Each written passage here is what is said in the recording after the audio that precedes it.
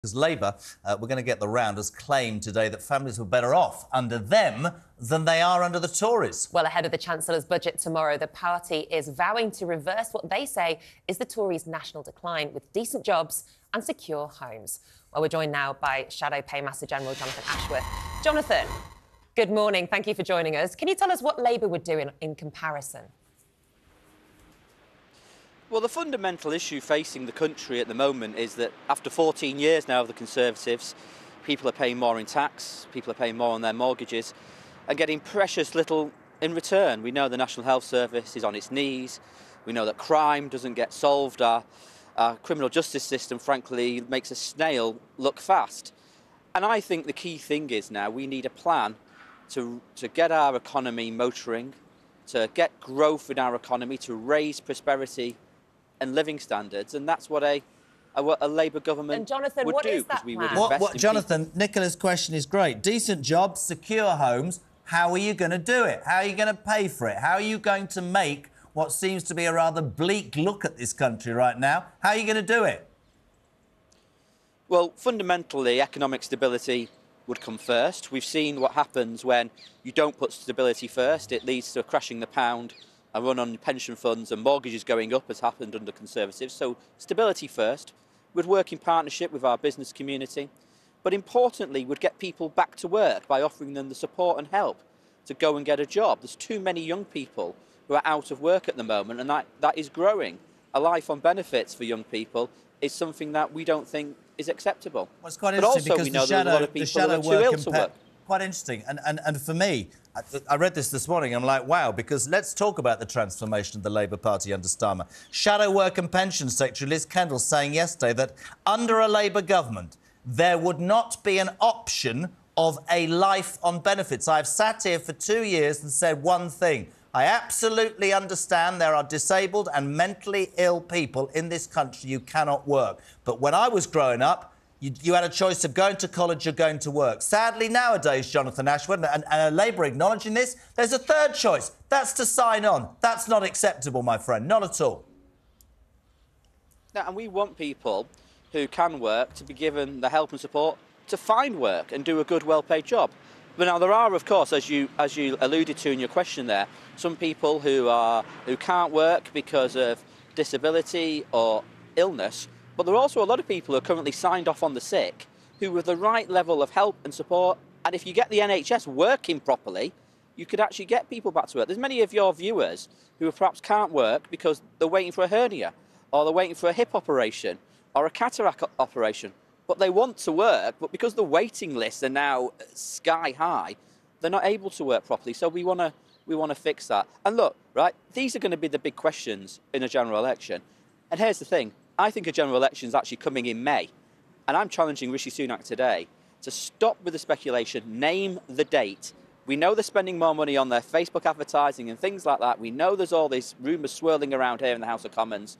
Well, let's give people some clarity. Rishi Sunak, name the date. It's obvious you're preparing for May. Let's give us the date and let's have that election. Jonathan, are you putting pressure on Rishi Sunak to call an earlier election because of the polls that have come out over the past 24 hours showing a dip in support for the Tory party? Are you concerned that the longer the election takes, the less popular Labour will be because of Keir Starmer's seeming unwillingness to show the leadership that a lot of his traditional voters want in the war on Gaza? Well, the Conservatives have been in power for over 4 years now, so it wouldn't, I mean, over 14 years, but it's over a 4-year parliament, over 4 years since the last general election, is what I meant there, beg your pardon. So they've been in power for 14 years, and I think the country just wants to turn a corner on them. I think that people think it is time for change. They don't think Rishi Sunak can deliver the change that is needed in this country. Rishi Sunak has failed on the NHS, he's failed on our criminal justice system, he's failed to stop the boats, of course, and fundamentally he's failed on living standards, and people are worse off under the Conservatives. So I think it's time for that election. I think they're preparing for that election. Everything they're doing here in Westminster suggests they're going for a May election. Just name the date, Rishi Sunak. We're sat here, Anna, myself, Will, all not open mouthed, but for me, there's parking your tanks on somebody else's lawn. I mean, I didn't think I'd be involved in something that would see a Labour politician, right, say, You're not entitled. We're not going to encourage you to have a life on benefits. I never thought that I'd be able to talk to a Labour politician who was talking about fiscal responsibility, and I was listening against I'm being completely honest. Keir Starmer has changed your whole party, but this is the underlying question. There's your traditional core Labour vote. Do those swing voters who are still undecided, who went to Boris in 2019, do they know enough?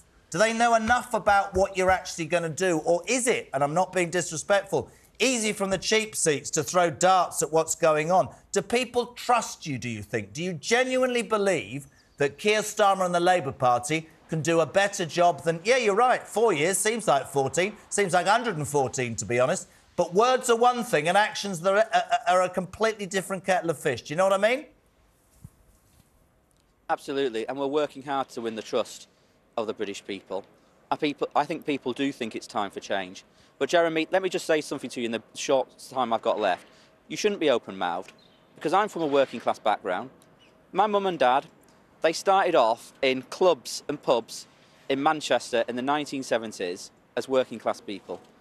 And by going to work, that completely opened doors to them, which their mums and dads before them could never have dreamt of. And that virtue of hard work was instilled in me. And I know that no matter what your background, if you can get yourself into work, into a good, well-paid job, your life chances are transformed. And that's why I'm in politics. And that's why when I look at these 800,000 young people, and it's going up, it's a figure growing, who are not in education, and they're not in employment, and they're not in any training, that is a waste of their potential. And we've got to do something about it. Right. So look, yeah, we want to get people back to work, and we want to get them into good, well-paid work, because it transforms lives. Jonathan, just really quickly before we lose you, do you have a message for the people of Birmingham who are facing a 10% increase in their council tax payments? Because of Labour mismanagement. Well, I mean, local authorities up and down the countries are facing these incredibly devastating budgets.